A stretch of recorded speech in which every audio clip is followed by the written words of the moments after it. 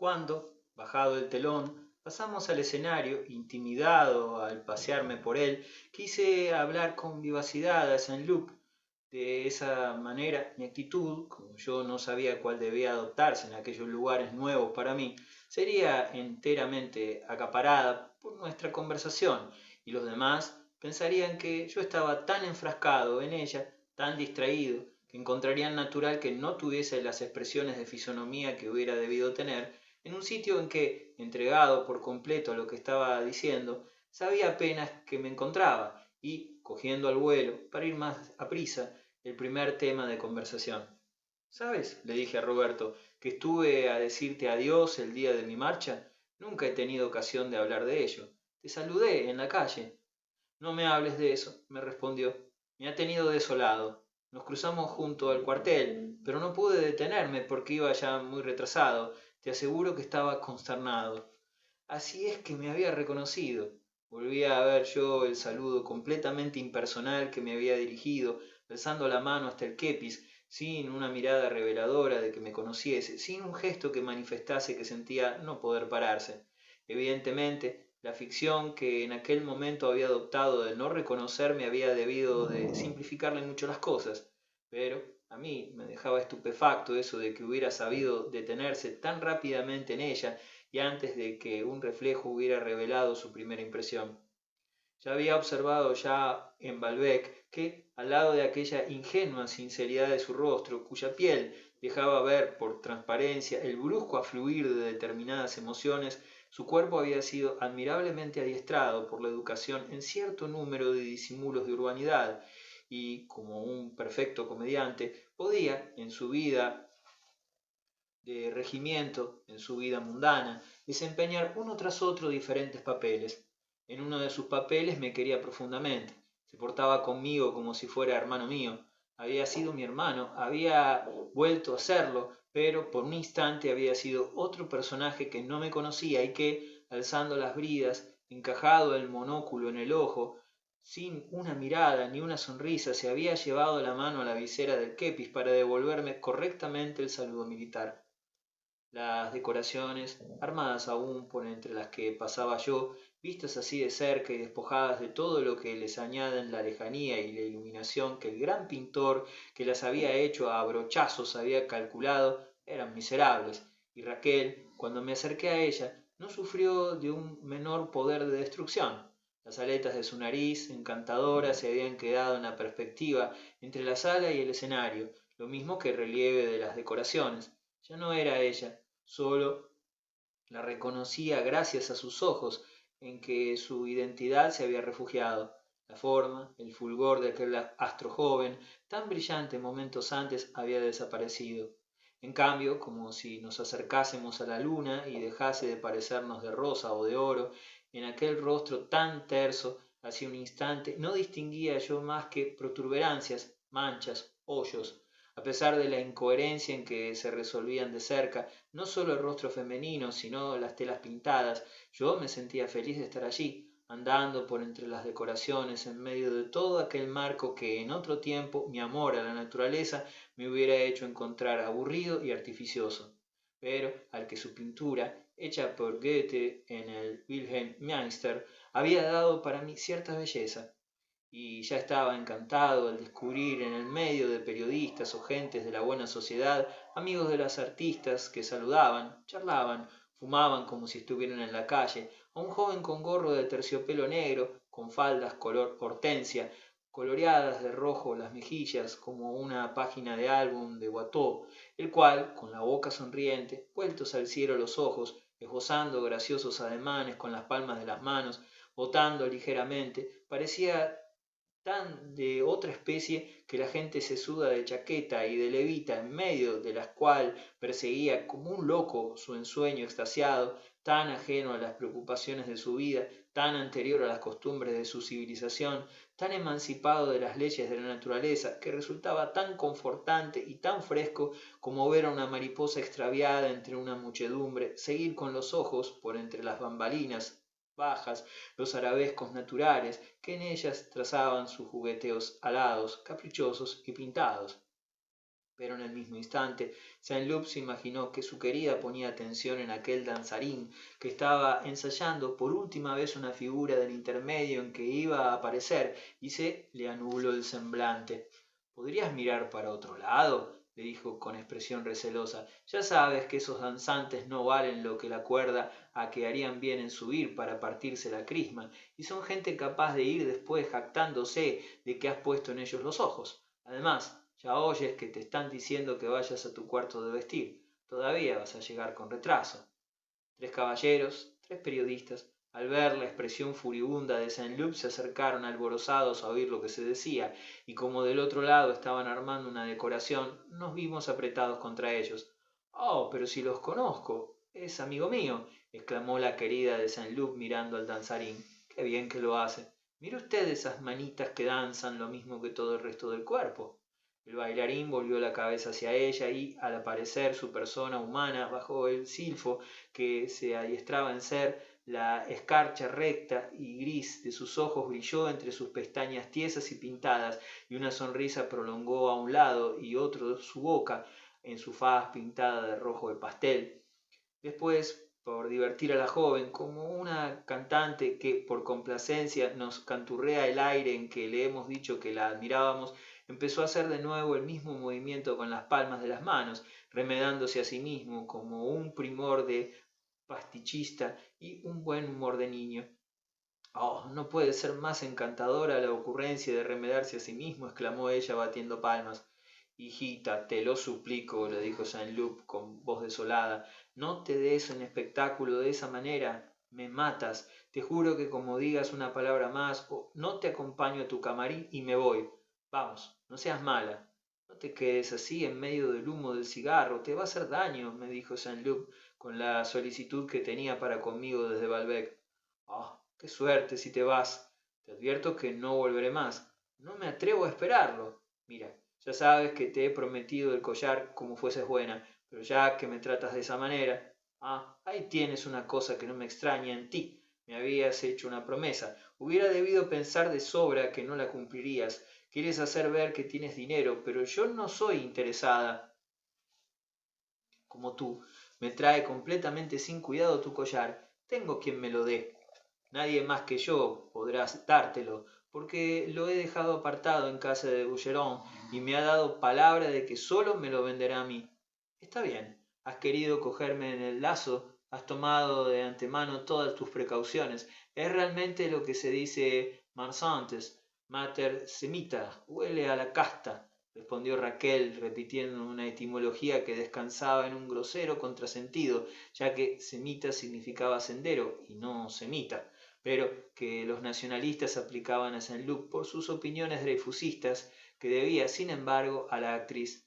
Esta se hallaba menos indicada que nadie para motejar de judía a la señora de Marsantes, a quien los etnógrafos de la buena sociedad no podían llegar a encontrar nada de judío fuera de su parentesco con los Levi Mirepoix. Pero no han de quedar así las cosas, tenlo por seguro. Una palabra dada en esas condiciones no tiene ningún valor. Ha sobrado conmigo a traición. Boucheron ha de saberlo y se le dará el doble de lo que vale su collar. No has de tardar en tener noticias mías. Estate tranquilo. Roberto tenía razón 100 veces. Pero las circunstancias son siempre tan complejas que el que tiene razón 100 veces puede no tenerla una, y no pude menos de acordarme de la frase desagradable y sin embargo tan inocente que le había oído en Balbec. De esa manera la tengo metida en un puño. Has entendido mal lo que te he dicho respecto al collar. No te lo había prometido de una manera formal. Desde el momento en que haces todo lo necesario para que yo te deje, es muy natural, me parece, que no te lo dé. No comprendo dónde ves la traición en eso, ni que yo sea interesado. No puede decirse que yo haga sonar mi dinero. Siempre te digo que soy un pobre diablo que no tiene sobre qué caerse muerto. Haces mal en tomarlo de esa manera, hijita. ¿Qué tengo yo de interesado? Bien sabes que mi único interés es el tuyo. Sí, sí, puedes seguir, le dijo ella irónicamente, esbozando el gesto del que le está tomando a uno el pelo, y volviéndose al bailarín. Verdaderamente tiene unas manos pasmosas. Yo, con ser una mujer, no podría hacer lo que está haciendo él. Y volviéndose hacia él y señalándole los rasgos convulsos de Roberto. Mire, sufre. le dijo por lo bajo, con el momentáneo impulso de una crueldad sádica que por lo demás no guardaba ninguna relación con sus verdaderos sentimientos de cariño respecto a Roberto. Oye, por última vez, te juro que ya puedes hacer lo que quieras, así tengas de aquí a 8 días todos los remordimientos del mundo. No volveré, la copa está llena, ten cuidado, es irrevocable, algún día has de sentirlo, será demasiado tarde. Quizás fuese cierto, y el tormento de dejar a su querida le parecía menos cruel que el de seguir a su lado en ciertas condiciones. Pero, hijo, añadió dirigiéndose a mí, ya te he dicho que no sigas ahí, vas a empezar a toser. Le indiqué la decoración que me impedía cambiar de sitio. Se llevó ligeramente la mano al sombrero y dijo al periodista, Caballero, ¿tendría usted la bondad de tirar su cigarro? A mi amigo le hace daño el humo. Su querida, que no esperaba por él, se iba hacia su camarín y volviéndose, ¿hacen lo mismo con las mujeres esas manitas? Lanzó al bailarín desde el fondo del teatro con una voz artificiosamente melodiosa e inocentemente ingenua. Pareces una mujer. Creo que podría una entenderse muy bien contigo y con una de mis amigas. No está prohibido fumar, que yo sepa. Cuando se está enfermo no hay más que quedarse en casa, dijo el periodista. El bailarín sonrió misteriosamente al artista. Ah, cállate, que me vuelves loca, le gritó ella. Ya verás qué juegos hacemos.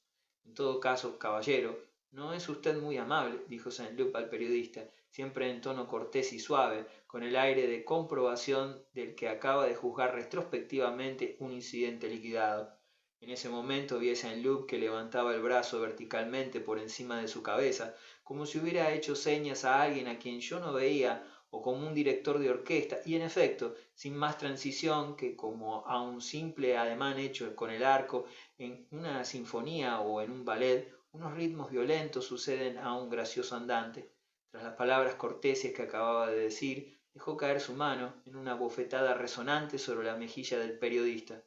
Ahora que a las conversaciones acompasadas de los diplomáticos, a las risueñas artes de la paz, había sucedido el ímpetu furioso de la guerra, como los golpes llaman a los golpes, no me hubiera extrañado demasiado ver a los adversarios bañándose en su sangre, pero lo que yo no podía comprender, como las personas que encuentran que no está dentro de las reglas del juego el que surja una guerra entre dos países cuando aún no ha habido más que una rectificación de fronteras o la muerte de un enfermo cuando solo se trataba de un tumor del hígado, era como Saint-Loup había podido hacer seguir a aquellas palabras que apreciaban un matiz de amabilidad, de un ademán que en modo alguno salía de ellas, que ellas no anunciaban, el ademán de aquel brazo alzado, no sólo con desprecio del derecho de gentes, sino del principio de causalidad en una generación espontánea de cólera, ademán creado ex nihilo. Afortunadamente el periodista que, tambaleándose con la violencia del golpe, había palidecido y vacilado un instante, no respondió. En cuanto a sus amigos, el uno había vuelto enseguida la cabeza, mirando atentamente del lado de las bambalinas hacia alguien que evidentemente no se encontraba allí. El segundo hizo como que se le había metido en el ojo una mota de polvo y empezó a pellizcarse el párpado, haciendo muecas de dolor. En cuanto al tercero, había echado a correr gritando ¡Ay, Dios! Me parece que van a levantar el telón. Nos vamos a quedar sin nuestros asientos. Yo hubiera querido hablar con Saint-Loup, pero estaba tan lleno de su indignación contra el bailarín que esa indignación acudía a adherirse exactamente a la superficie de sus pupilas como un armazón interior. Distendía sus mejillas, de modo que, como su agitación interna se traducía en una total inmovilidad exterior, ni siquiera tenía la elasticidad, el juego necesario para recibir unas palabras mías y responder a ellas. Los amigos del periodista, al ver que todo había terminado, volvieron al lado suyo, trémulos aún, pero avergonzados de haberla abandonado. Estaban absolutamente empeñados en que creyese que no se habían dado cuenta de nada. Así no acababan, el uno a cuenta de su mota de polvo en un ojo, el otro acerca de la falsa alarma que había tenido al figurarse que alzaba el telón, el tercero sobre la extraordinaria semejanza de una persona que había pasado con su hermano, e incluso le dejaron ver cierto mal humor porque no había compartido sus emociones. ¿Cómo? ¿No te lo ha parecido a ti? ¿Es que no ves? Lo que os digo es que sois todos unos capones, rezongó el periodista abofeteado, inconsecuentes con la ficción que habían adoptado y en virtud de la cual hubieran debido, pero no pensaron en ellos, hacer como que no comprendían lo que quería decir, profirieron una frase que es tradicional en tales circunstancias. Ya te estás sulfurando, no te amosques, parece que te has desbocado. Aun cuando yo había comprendido por la mañana, ante los perales en flor, la ilusión en que descansaba su amor hacia Rachel Point du Seigneur, no por ello me daba menos cuenta de lo que tenían de real. En cambio, los sufrimientos que nacían de ese amor, poco a poco, el dolor que desde hacía una hora venía sintiendo sin cesar, se retrajo, volvió a entrar en sí. Una zozobra disponible y elástica apareció en sus ojos. Salimos los dos del teatro y anduvimos un poco. Primeramente, yo me había rezagado un instante en la esquina de la avenida Gabriel, desde donde veía llegar a menudo en otro tiempo a Gilberta. Probé durante algunos segundos a recordar aquellas impresiones lejanas e iba a reunirme de nuevo con Saint-Loup a paso gimnástico, cuando vi que un señor bastante mal trajeado parecía estar hablándole bastante cerca. Concluí de ello que sería algún amigo personal de Roberto. A todo esto parecían aproximarse todavía más el uno al otro. De pronto, como aparece en el cielo un fenómeno astral, vi unos cuerpos ovoideos que adoptaban con vertiginosa rapidez todas las posiciones que les permitían componer, delante de Saint-Loup, una inestable constelación. Lanzados como con onda, me pareció que eran lo menos 7. Sin embargo, no eran más que los 2 puños de Saint-Loup multiplicados por su rapidez en cambiar de lugar en aquel conjunto en apariencia ideal y decorativo. Pero esa obra de artificio no era sino una tunda que administraba Saint-Loup y cuyo carácter agresivo, en vez de estético, me fue revelado primeramente por el aspecto del señor mediocremente trajeado, que pareció perder a un tiempo el aplomo, una mandíbula y mucha sangre. Dio explicaciones mentirosas a las personas que se acercaban a interrogarle, volvió la cabeza y al ver que Saint-Loup se alejaba definitivamente para reunirse conmigo, se quedó mirándole con expresión de rencor y de abatimiento, pero en modo alguno furioso. Saint-Loup, en cambio, lo estaba, a pesar de no haber recibido ningún golpe, y sus ojos chispeaban todavía de cólera cuando llegó junto a mí. El incidente no se refería en nada, como yo había creído, a las bofetadas del teatro. Era un paseante apasionado que, al ver al apuesto militar que era Saint-Loup, le había hecho ciertas proposiciones. Mi amigo no salía de su asombro ante la audacia de aquel magnate que ni siquiera esperaba las sombras nocturnas para arriesgarse y hablaba de las proposiciones que le había hecho con la misma indignación con que los periódicos hablan de un robo a mano armada cometido osadamente en pleno día en un barrio céntrico de París.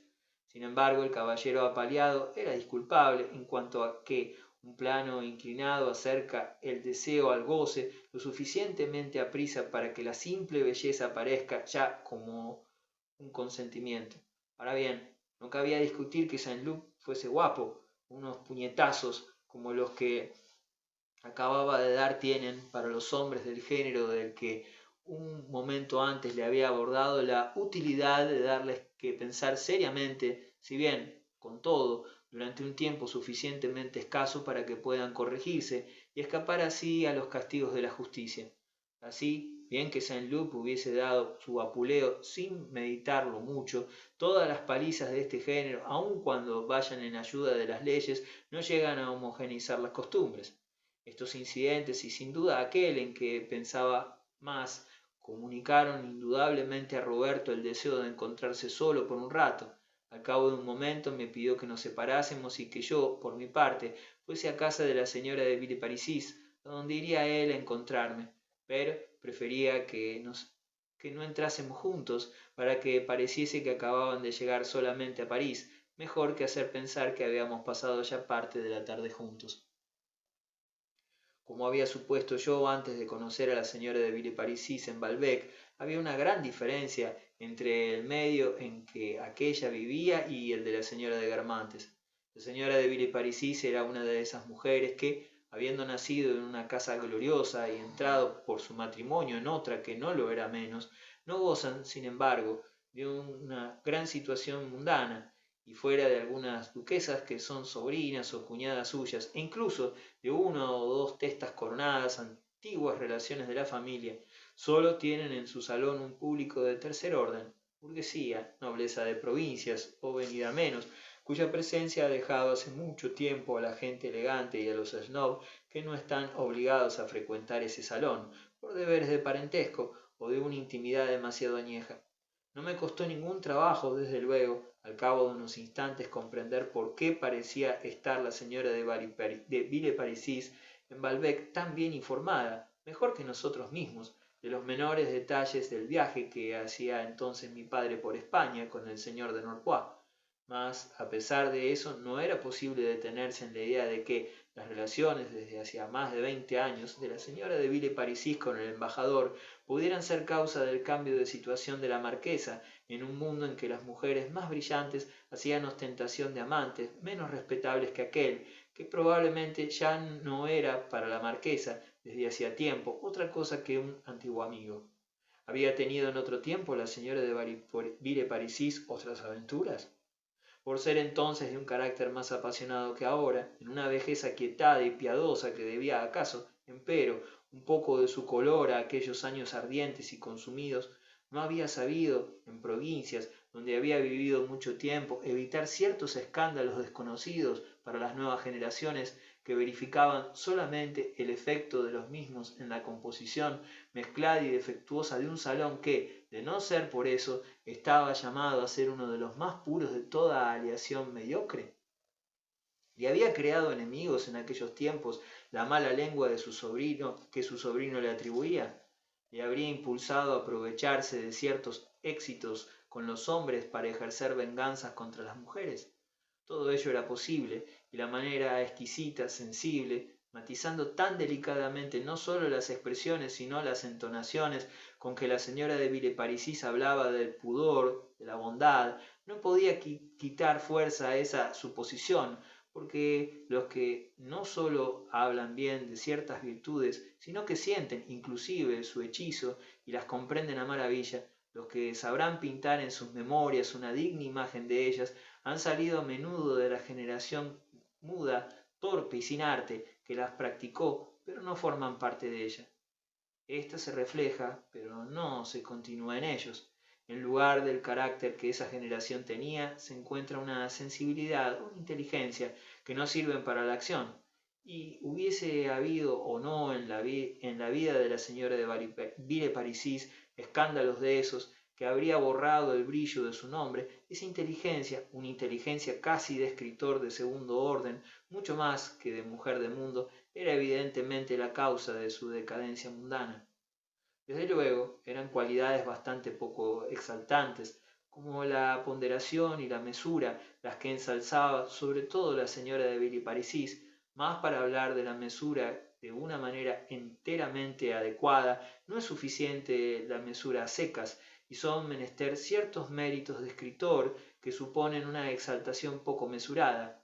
Yo había observado en Balbec que el genio de ciertos grandes artistas permanecía incomprendido para la señora de Villeparisis, y que ésta sólo sabía burlarse agudamente de ellos y dar a su incomprensión una forma ingeniosa y graciosa. Pero ese ingenio y esa gracia, en el grado a que eran llevados por ella, se convertían a su vez en otro plano, y aunque fuesen desplegados por estimar mal las obras más eminentes, en verdaderas cualidades artísticas. Ahora bien, esas cualidades ejercen en toda situación mundana una acción morbosa, electiva, como dicen los médicos, y tan disgregadora que las situaciones más sólidamente cimentadas resisten difícilmente a ella algunos años. Lo que los artistas llaman inteligencia se aparece como pura pretensión a la sociedad elegante, que, incapaz de situarse en el punto de vista único desde el que los artistas lo juzgan todo, sin comprender nunca el particular atractivo a que ceden al elegir una expresión o al acercar entre sí dos cosas, siente respecto de ellos una fatiga, una irritación, de que nace muy aprisa la antipatía. En su conversación, sin embargo, y lo mismo ocurre con las memorias suyas que después se han publicado, la señora de Villeparisis no mostraba sino un género de gracia completamente mundana. Como había pasado al lado de grandes cosas sin profundizar en ellas, sin distinguirlas a veces, apenas había conservado de los años en que había vivido y que, por lo demás, describía con mucha justeza y ángel, otra cosa que lo más frívolo que esos años habían ofrecido. Pero una obra, aun cuando se aplique solamente a temas que no son intelectuales, sigue siendo obra de inteligencia, y para dar en un libro o en una charla que difiere poco de un libro la impresión acabada de la frivolidad, hace falta una dosis de seriedad de que sería incapaz una persona puramente frívola. En ciertas memorias escritas por una mujer y consideradas como una obra maestra, tal frase, que se cita como modelo de gracia ligera, me ha hecho suponer siempre que, para llegar a una ligereza semejante, la autora había tenido que poseer en otro tiempo un saber un tanto pesado, una cultura repelente, y que, de muchacha, parecía probablemente a sus amigas una insoportable literata. Y es tan necesaria la conexión entre ciertas cualidades literarias y la falta de éxito mundano, que al leer hoy las memorias de la señora de Villeparisis, tal epíteto justo, tales metáforas que se siguen, bastarían al lector para que, con su ayuda, reconstituya el saludo profundo, pero glacial, que debía dirigir a la vieja marquesa en la escalera de una embajada, una snob como la señora Leroy, que tal vez le dejaba un tarjetón doblado de paso que iba a casa de los Germantes, pero que nunca ponía los pies en su salón, por miedo a rebajarse en medio de todas aquellas mujeres de médicos o de notarios. La señora de Villeparisis había sido acaso una literata en su juventud, y, embriagada entonces de su saber, quizás no hubiera sabido contener contra gentes de su mundo menos inteligentes y menos instruidas que ellas, aceradas ocurrencias de esas que el lastimado no olvida. Además, el talento no es un apéndice postizo que se añade artificialmente a esas cualidades diferenciadas que hacen triunfar en sociedad con objeto de hacer con el total lo que las gentes del mundo llaman una mujer completa. El talento es el producto vivo de cierta complexión moral en la que faltan generalmente muchas cualidades y en que predomina una sensibilidad, algunas de cuyas otras manifestaciones que no percibimos en un libro pueden hacerse sentir con bastante fuerza en el curso de la existencia, por ejemplo, tales curiosidades, tales fantasías, el deseo de ir aquí o allá por gusto y no con miras al acrecentamiento, al sostenimiento o para el simple funcionamiento de las relaciones mundanas. Yo había visto en Balbec a la señora de Villeparisis encerrada entre su gente y sin lanzar una ojeada a las personas sentadas en el hall del hotel, pero había tenido el presentimiento de que esa abstención no era indiferencia, y parece que no siempre se había amurallado en ella. Se le antojaba conocer a tal o cual individuo que no tenía ningún título para ser recibido en su casa, a veces porque le había parecido guapo, o simplemente porque le habían dicho que era divertido, o porque le había parecido diferente de las gentes que conocía, que en esa época en que no las apreciaba aún, porque creía que no la abandonarían nunca, pertenecían todas al más puro Faubourg Saint-Germain. Frente al bohemio, al pequeño burgués, a quien había distinguido, se veía obligada a dirigirle sus invitaciones, cuyo valor no podía apreciar él, con una insistencia que la despreciaba poco a poco a los ojos de los snob, acostumbrados a clasificar un salón por aquella gente a quien la señora de la casa excluye más bien que por aquellos a quien recibe. Evidentemente la señora de Villeparisis, si en un momento dado de su juventud, hastiada de la satisfacción de pertenecer a la florinata de la aristocracia, se había divertido en cierto modo en escandalizar a la gente entre que vivía, en deshacer deliberadamente su situación, había empezado a conceder importancia a esa misma situación después que la hubo perdido. Había querido demostrar a las duquesas que era más que ellas, diciendo, haciendo todo lo que aquellas no se atrevían a decir, no osaban hacer. Pero ahora que ellas, salvo sus parientes próximas, no iban ya a su casa, la marquesa se sentía disminuida y deseaba todavía reinar, pero de otra manera que por el ingenio. Hubiera querido atraer a todas aquellas que tanto cuidado había puesto en alejar. Cuántas vidas de mujeres, vidas por lo demás poco conocidas, porque cada uno, según su edad, tiene como un mundo diferente, y la discreción de los viejos impide a los jóvenes formarse una idea del pasado y abarcar todo el ciclo. Han estado divididas así en periodos opuestos en contraste, el último de ellos empleado por entero en reconquistar lo que en el segundo había sido lanzado tan alegremente al viento. ¿Lanzado al viento? ¿De qué manera?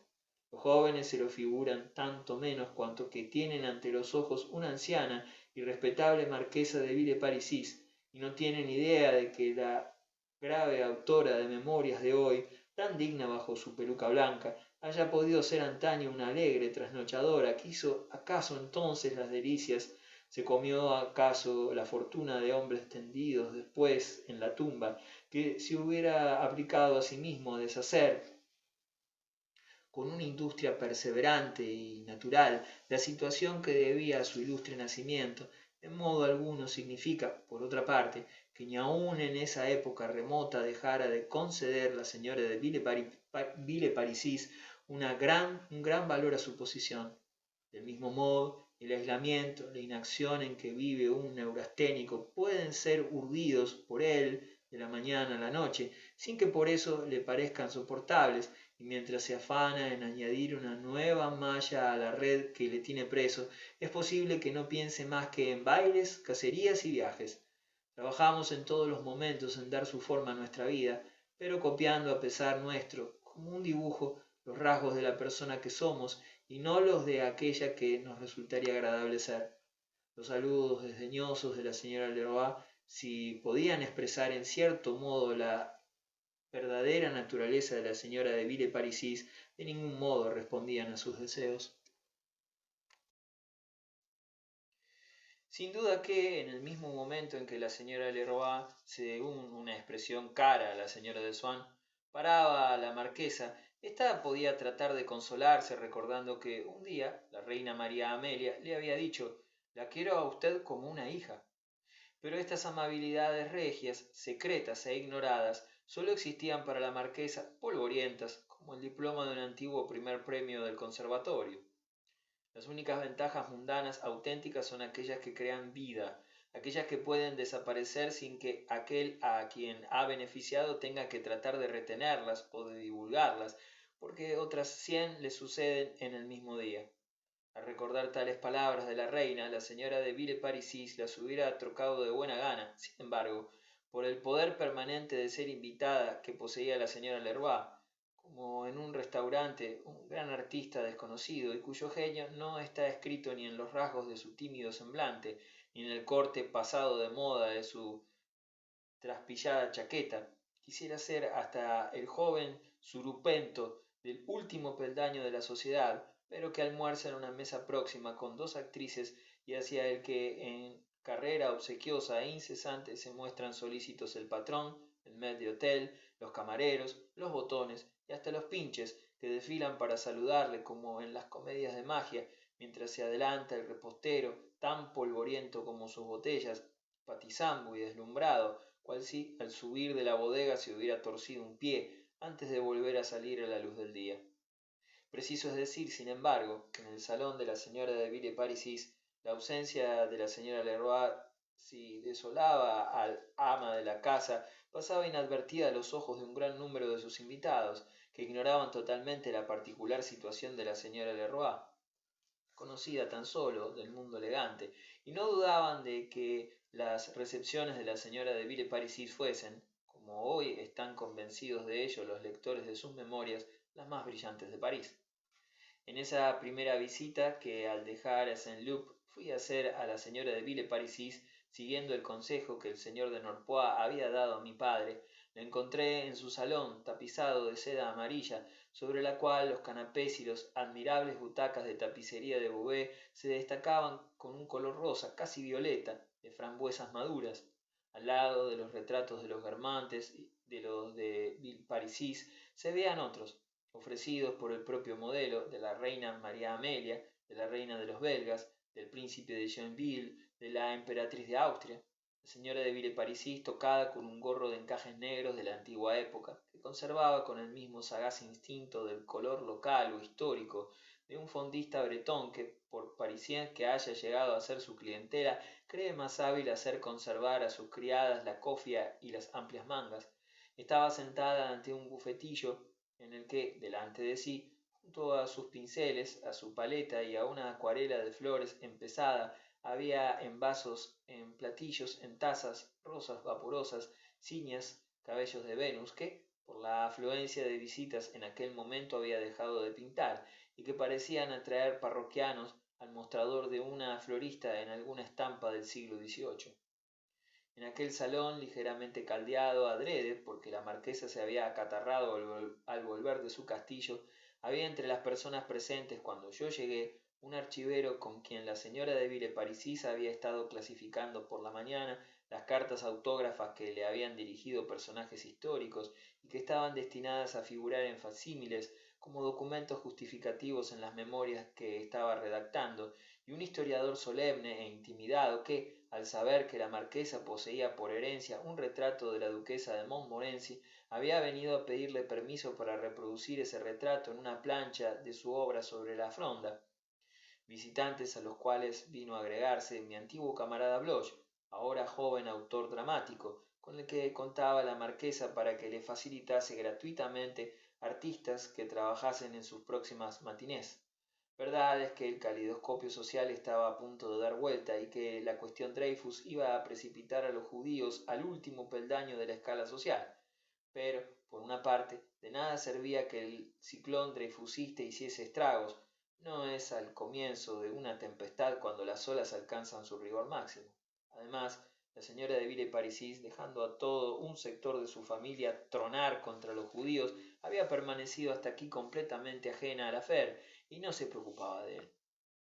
Por último, un joven como Bloch, a quien nadie conocía, podía pasar inadvertido, al paso que algunos grandes judíos representativos de su partido se hallaban ya amenazados. Bloch llevaba ahora la barbilla puntuada por una perilla de chivo, gastaba anteojos, una levita larga, llevaba un guante como un rollo de papiro en la mano. Los rumanos, los egipcios y los turcos pueden detestar a los judíos, pero en un salón francés las diferencias entre esos pueblos no son tan perceptibles, y un israelita que hace su entrada como si saliera del fondo del desierto con el cuerpo inclinado como una hiena, la nuca oblicuamente humillada y deshaciéndose en grandes zalemas, satisface perfectamente un gusto de orientalismo.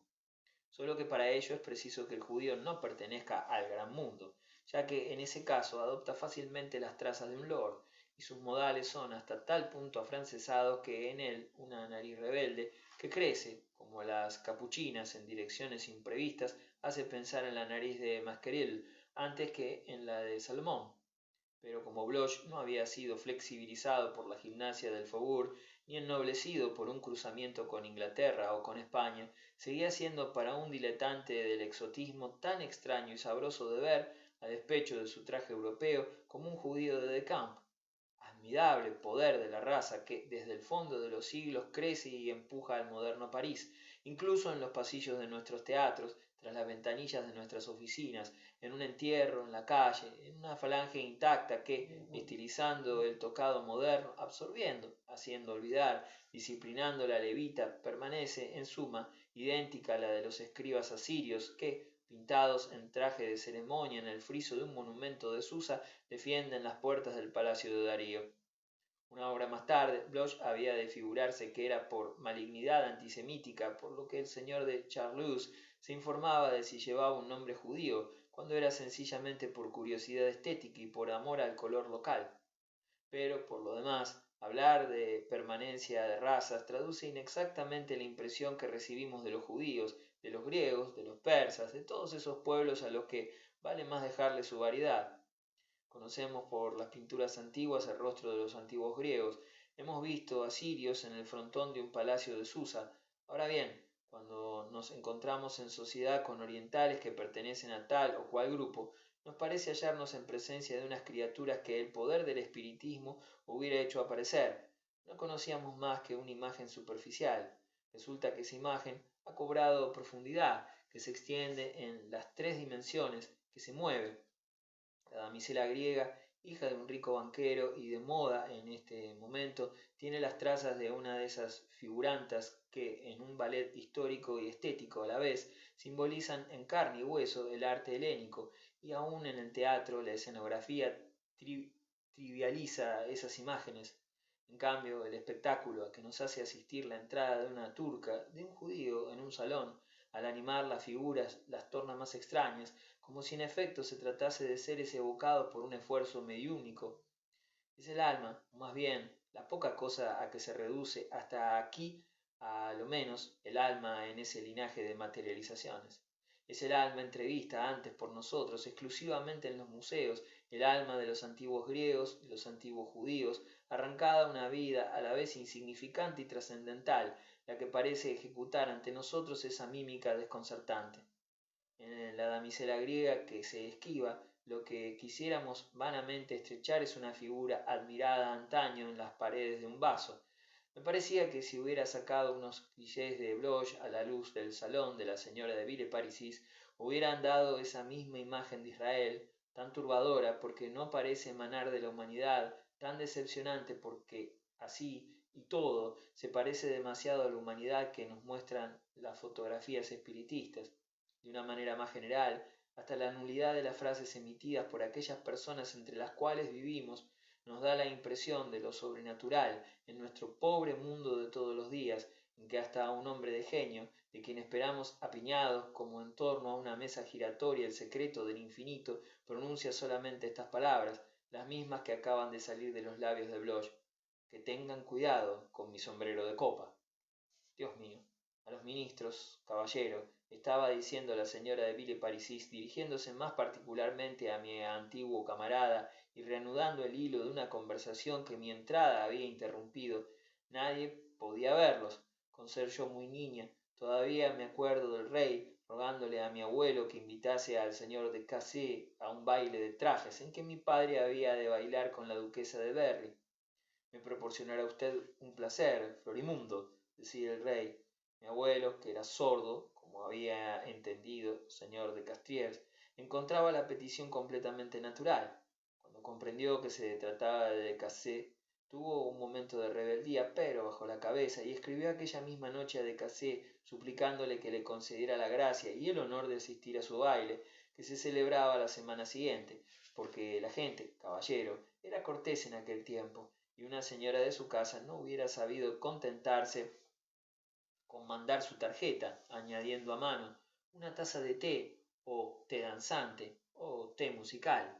Mas si se conocía la urbanidad, tampoco se ignoraba la impertinencia. El señor de Cassé aceptó, pero la víspera del baile se sabía que mi abuelo, por encontrarse mal, había suspendido la fiesta. Había obedecido al rey, pero no había recibido al señor de Cassé en su baile. Sí, señor. Me acuerdo muy bien del señor Mole. Era hombre de talento. Lo demostró cuando recibió al señor de Vigny en la academia, pero era muy solemne y todavía lo veo bajando a cenar en su casa con su sombrero de copa en la mano.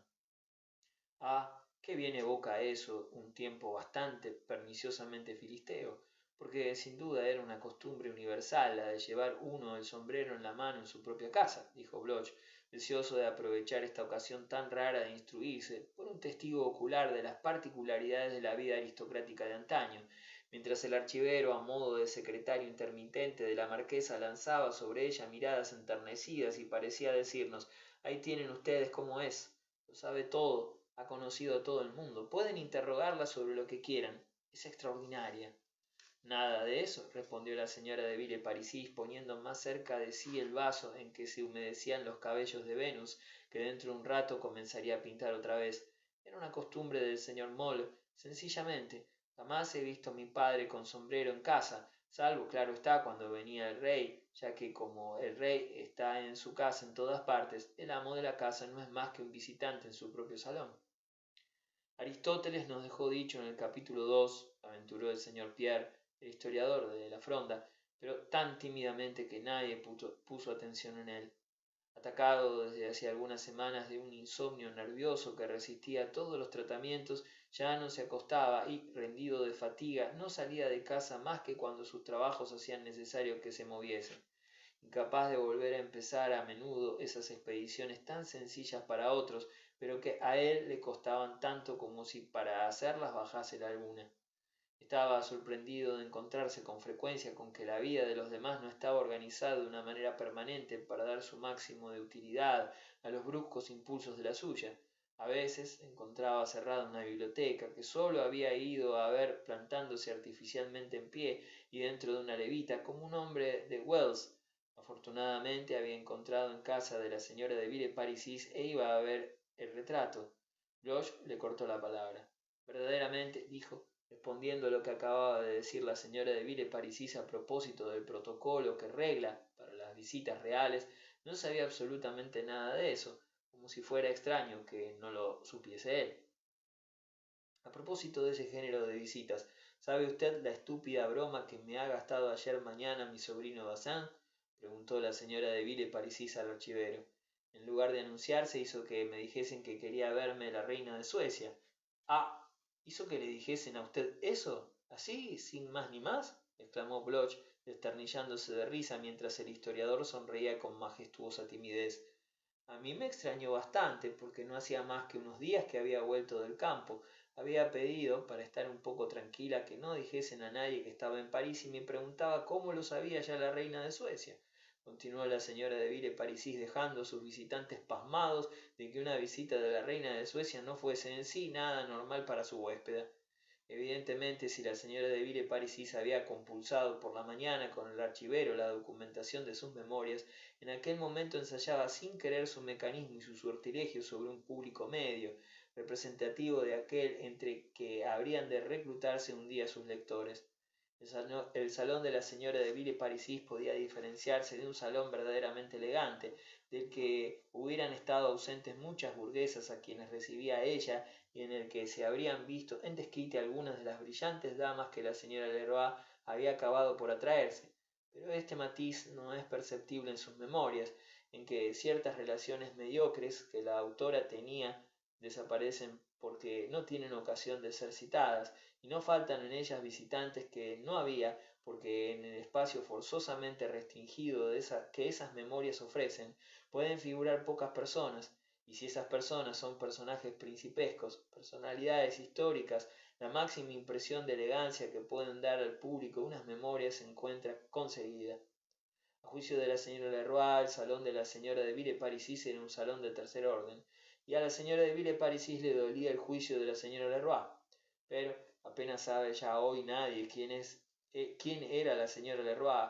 Su juicio se ha desvanecido, y es el salón de la señora de Villeparisis que frecuentaba la reina de Suecia, que habían frecuentado el duque de Homel, el duque de Broglie, Thiers, Montalembert, Monseñor Dupanlop, el que será considerado como uno de los más brillantes del siglo XIX, por esa posteridad que no ha cambiado desde los tiempos de Homero y de Píndaro, y para la que el rango envidiable es la encumbrada cuna regia o casi regia, la amistad de los reyes, de los jefes del pueblo, de los hombres ilustres.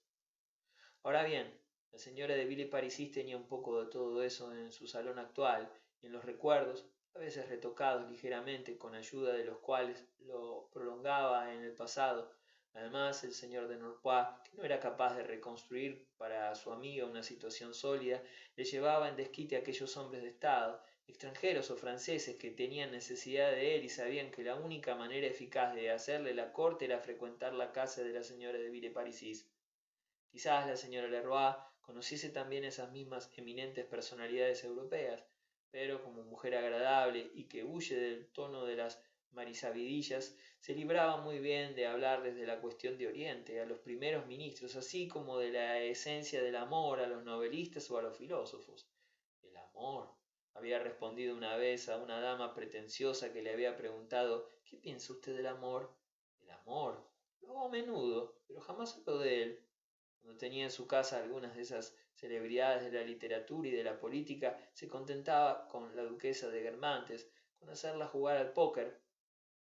Con frecuencia lo preferían a las grandes conversaciones sobre ideas generales a que le esforzaba la señora de Villeparisis, pero esas conversaciones, ridículas acaso en sociedad, han dado a los recuerdos de la señora de Villeparisis algunos de esos trozos excelentes de que esas disertaciones políticas que hacen tan bien en unas memorias, como en las tragedias a lo Cornell.